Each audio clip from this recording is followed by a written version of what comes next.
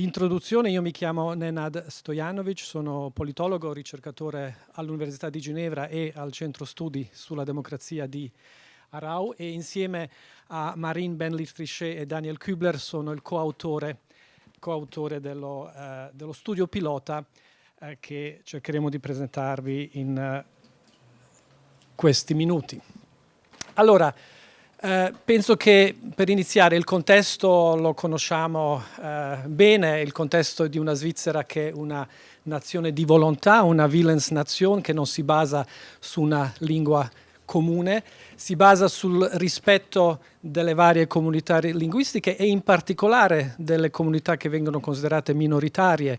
La Costituzione lo dice anche, quindi una certa attenzione alle minoranze in particolare. È una Svizzera contraddistinta da una armonia che si basa sulla anche pace linguistica, grazie in particolare anche al federalismo e al principio di territorialità. Questi principi, fondamenti della Svizzera, li ritroviamo in diverse leggi, nella Costituzione, ma anche nella legge federale sulle lingue, nell'ordinanza, che fra le altre cose prevedono anche una equa rappresentanza delle lingue in seno all'amministrazione federale. Esistono delle fourchette, delle quote di rappresentanza che sono anche abbastanza, almeno nell'ordinanza, anche generose verso le lingue minoritarie. E poi conosciamo tutti questo rispetto reciproco, che ognuno anche può parlare la propria lingua nell'amministrazione federale. Dopo lo sappiamo che è soprattutto qualcosa che vale per chi parla tedesco e francese, però rimane un principio importante.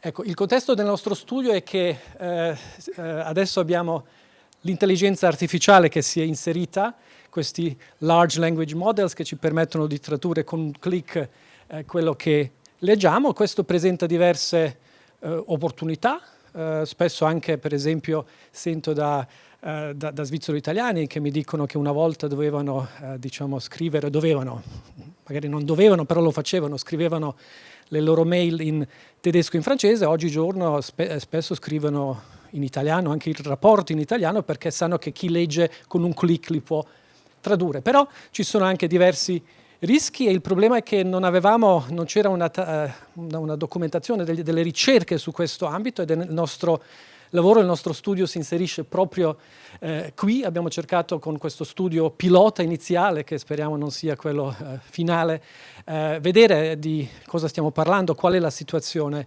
attualmente e quali sfide e opportunità l'intelligenza artificiale offre nell'amministrazione federale, ma è qualcosa che riguarda la Svizzera plurilingue più in generale. Ecco, questo è un po' il contesto del mio studio. Adesso passo la parola al mio collega Daniel Kübler. Vielen Dank, Nenad. Vielen Dank, Nicoletta, für die nette Einführung. Sehr geehrte Damen und Herren, vielen Dank, dass Sie heute Abend hierher gekommen sind, um über unsere Studie und die Fragen nachzudenken, die sich da mitstellen. Welches sind diese Forschungsfragen, die wir uns gestellt haben? Die Delegierte des Bundes für Mehrsprachigkeit hat es zu Beginn gesagt. Nun, die KI ist ein Gamechanger. Ich weiß nicht, wie es Ihnen geht. Ich benutze das mittlerweile schon fast jeden Tag, wenn es darum geht, Dinge zu formulieren oder auch zu übersetzen. Und in der Bundesverwaltung wird es nicht anders sein, haben wir uns gedacht. Und zusammen mit der Delegierten für Mehrsprachigkeit haben wir eine Reihe von Fragen formuliert, die wir gerne genauer untersuchen wollen. Zunächst einmal die Frage ganz einfach empirisch: Wie hat sich die Sprachpraxis in der Bundesverwaltung entwickelt, verändert, allenfalls generalisiert durch diese Nutzung von KI-basierten Instrumenten, die helfen nicht nur bei der Übersetzung, sondern eben vor allem die Large Language Models auch bei der Formulierung von Texten, dass man direkt in mehreren Sprachen tun kann.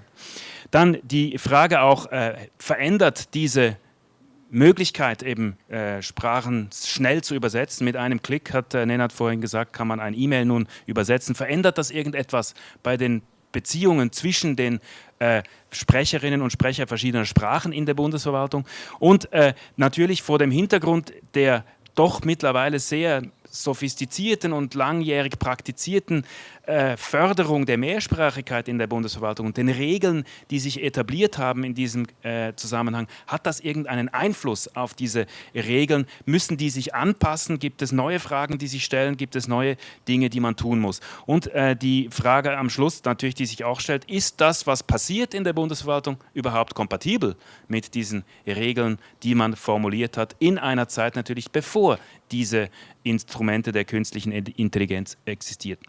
Wir haben den analytischen Rahmen definiert, indem wir uns auf 3 verschiedene Ebenen fokussieren. Zunächst einmal die Mikroebene der Mitarbeiterinnen und Mitarbeitern in der Bundesverwaltung, welches sind ihre Sprachpraktiken, welches sind die Arbeitsroutinen, welches sind die Interaktionen in den verschiedenen Teams, die allenfalls von KI beeinflusst werden und wie.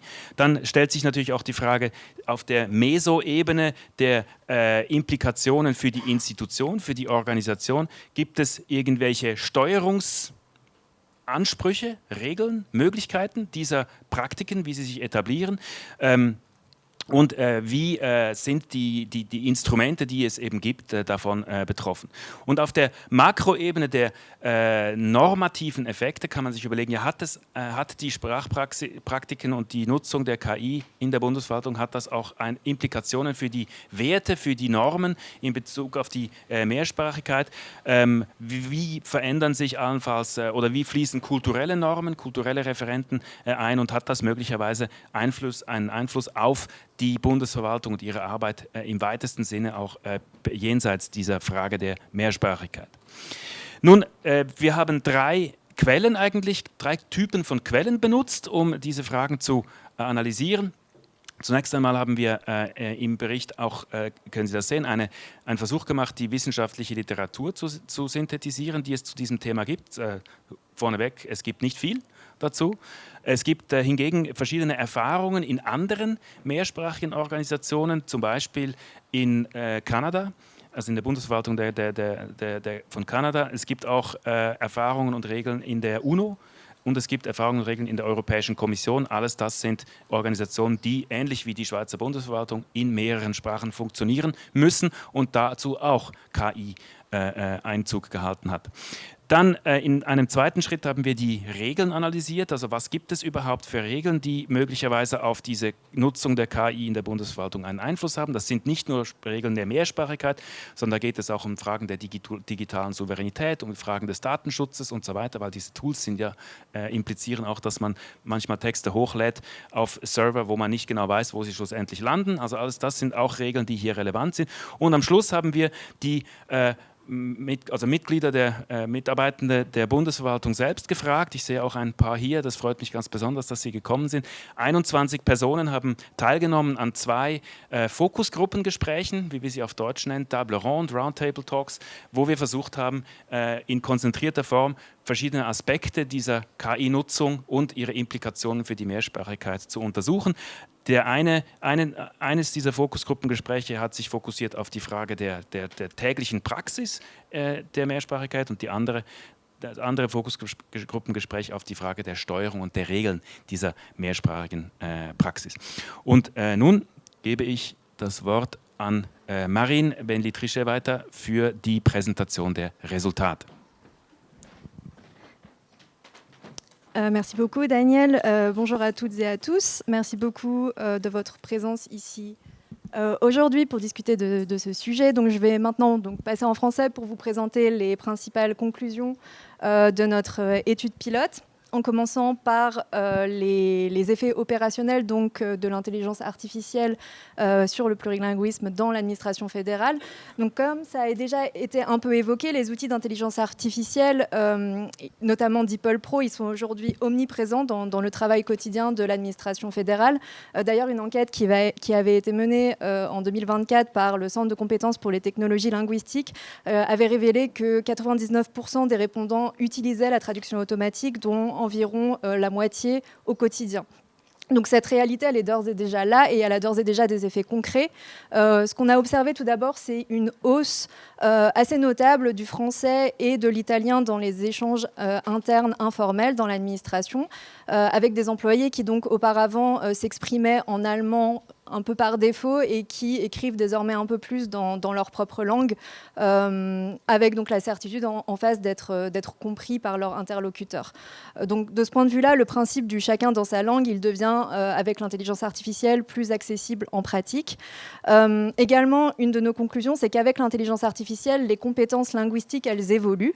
On passe de compétences qui étaient essentiellement actives à des compétences qui sont plus passives, avec également l'émergence de nouvelles tâches, des tâches de post-édition et des tâches de contrôle qualité des traductions et des contenus qui sont produits par l'intelligence artificielle, qui font désormais partie intégrante des routines professionnelles.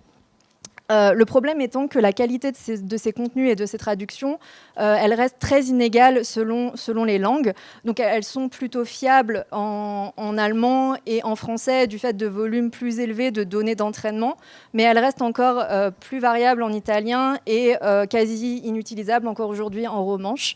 Donc cette inégalité, elle peut créer une charge de travail supplémentaire, notamment pour les locuteurs des langues minoritaires, qui donc peuvent se retrouver à devoir plus vérifier et plus corriger les traductions et les contenus qui sont créés par l'intelligence artificielle que leurs collègues germanophones, par exemple. Sur le plan institutionnel, le constat central, il est que les stratégies et les décisions en matière d'intelligence artificielle, d'un côté, et la politique du plurilinguisme de l'autre, tout ça évolue encore largement en parallèle. Donc il n'existe aujourd'hui pas vraiment de mécanismes formels qui garantissent que le déploiement des outils d'intelligence artificielle reste aligné avec les objectifs du plurilinguisme. Et donc tout ça, ça crée une zone grise donc, où les pratiques s'installent, mais sans véritable pilotage stratégique. Donc cette absence de coordination, elle a des effets concrets pour le personnel fédéral. D'un côté, l'IA, elle offre la possibilité et l'opportunité de pouvoir élargir le vivier de recrutement en abaissant un peu les barrières linguistiques, notamment pour des profils non germanophones et notamment dans des domaines où l'administration manque de main-d'œuvre qualifiée. Mais cette même logique, elle a également un risque, celui que si l'IA peut permettre techniquement à des équipes de fonctionner de façon monolingue, alors la nécessité opérationnelle de devoir maintenir une mixité linguistique au sein des équipes, elle pourrait se retrouver progressivement réduite, voire être amenée à disparaître. Et dans ce contexte, le problème, le risque du moins, il est que la compétence linguistique devienne peu à peu ou soit peu à peu perçue comme une variable qui peut être compensée par la technologie et plus tellement comme un pilier structurant de l'administration fédérale. Enfin, du point de vue sur le plan normatif, l'intelligence artificielle, elle pose des questions plus profondes en matière de souveraineté technologique. Donc, comme vous le savez, les outils d'intelligence artificielle qui sont aujourd'hui utilisés dans l'administration, ils sont largement développés à l'étranger et donc ils sont entraînés sur des corpus de textes qui ne reflètent pas vraiment les spécificités linguistiques et culturelles de la Suisse. Et bien sûr, la Confédération, elle n'a aujourd'hui aucun contrôle ni sur les choix techniques, ni sur les données d'entraînement qui sont utilisées et bien évidemment ni sur les évolutions futures de ces systèmes. Donc cette dépendance technologique, elle crée de fait une hiérarchie entre les langues avec des modèles qui produisent de meilleurs résultats en allemand qu'en français qu'en italien, et où le romanche, encore une fois, reste quasiment invisible. Et cette asymétrie, elle peut rentrer en tension avec le principe constitutionnel d'égalité des langues nationales. Et une autre conclusion de notre rapport, c'est que l'intelligence artificielle agit sur notre façon même de communiquer en transformant les styles rédactionnels vers des formulations qui sont souvent moins riches, mais plus simples et souvent qui peuvent être plus faciles d'accès pour des gens qui ne maîtriseraient pas totalement les nuances d'une langue. Donc de ce point de vue-là, ça peut ça peut faciliter la compréhension dans les échanges internes informels. Donc c'est ce principe qu'on a appelé le simple language, donc en anglais la langue simple, qui peut permettre de ce point de vue de gagner en efficacité dans la communication plurilingue. Mais cette même conclusion, il y a un revers de la médaille, c'est celui que ça peut entraîner un lissage progressif du langage, d'un langage qui serait, où du coup les spécificités régionales et culturelles et les helvétismes pourraient être peu à peu effacés, et où la langue donc perdrait progressivement sa dimension culturelle pour devenir un simple outil de communication efficace.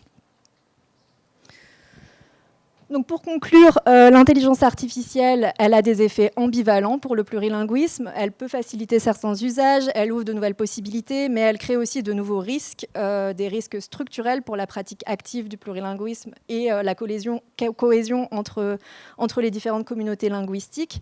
Et face à ce constat, donc, nous avons fait 5 principales recommandations dans cette étude pilote. La première étant le besoin de définir un cadre réglementaire qui relie explicitement les questions en lien avec l'intelligence artificielle et les questions en lien avec le plurilinguisme. L'idée étant de dire ici que la stratégie numérique et la politique du plurilinguisme doivent cesser d'évoluer séparément les unes des autres. Notre deuxième recommandation, c'est le fait de garantir que les outils d'intelligence artificielle qui sont déployés au sein de l'administration fédérale couvrent de manière équitable, équilibrée du moins, et de manière satisfaisante l'ensemble des langues officielles. Notre troisième recommandation, c'est le fait de renforcer, ou du moins de continuer à renforcer l'exposition et la sensibilisation linguistique et culturelle des cadres intermédiaires, dans la mesure où ce sont eux qui, au quotidien, font et défont la mixité linguistique et l'utilisation des différentes langues dans les équipes. Quatrièmement, notre recommandation, c'est d'assurer une actualisation périodique des effets de l'intelligence artificielle sur le plurilinguisme dans l'administration fédérale. L'idée étant ici que cette technologie évolue très vite et que donc les conclusions et les résultats que nous avons pu observer aujourd'hui risquent de se reconfigurer assez rapidement également. Et enfin, cinquième et dernière recommandation, envisager une étude plus large sur les implications et les effets de l'intelligence artificielle pour le plurilinguisme en Suisse et plus largement sur notre rapport à la langue, donc au-delà du seul contexte de l'administration fédérale.